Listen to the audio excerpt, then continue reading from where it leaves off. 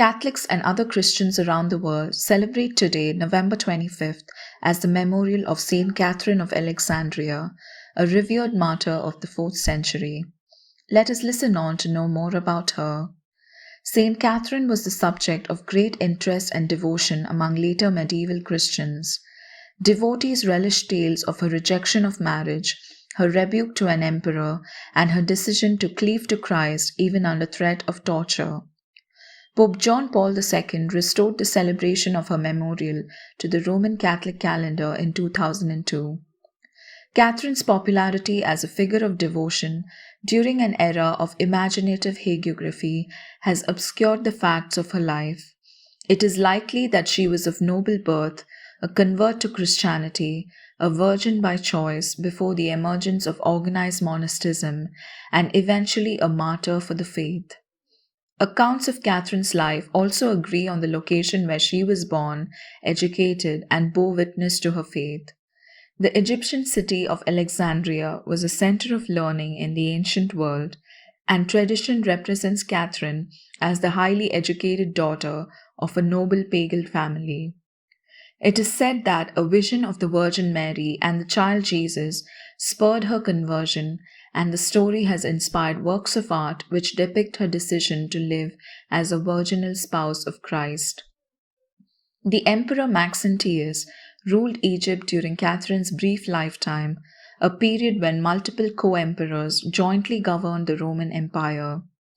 During this time, just before the Emperor Constantine's embrace and legalization of Christianity, the Church was growing but also attracting persecution.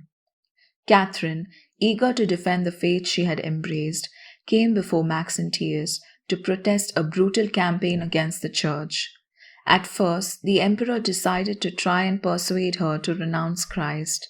But in a debate that the emperor proceeded to arrange between Catherine and a number of pagan philosophers, Catherine prevailed, with her skillful apologetics converting them instead.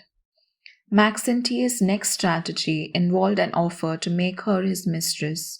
She not only rebuffed the emperor, but also reportedly convinced his wife to be baptized. Enraged by Catherine's boldness and resolve, the emperor resolved to break her will through torture on a spiked wheel. Tradition holds that she was miraculously freed from the wheel either before or during torture. Finally, she was beheaded. Maxentius later died in a historic battle against his co-emperor Constantine in October of 312, after which he was remembered disdainfully, if at all. Saint Catherine, meanwhile, inspired generations of philosophers, consecrated women, and martyrs. Ironically, or perhaps appropriately, given both her embrace of virginity and her mystic marriage to Christ, young women in many Western European countries were once known to seek her intercession in finding their husbands. Regrettably, the torture wheel to which she herself may have been subjected was subsequently nicknamed the Catherine Wheel, and even among Christian kingdoms. Today, Saint Catherine of Alexandria is more appropriately known as the namesake of a monastery at Mount Sinai that claims to be the oldest in the world. The spiked wheel is a popular symbol often associated with Saint Catherine. She is the patron of a great many professions and causes.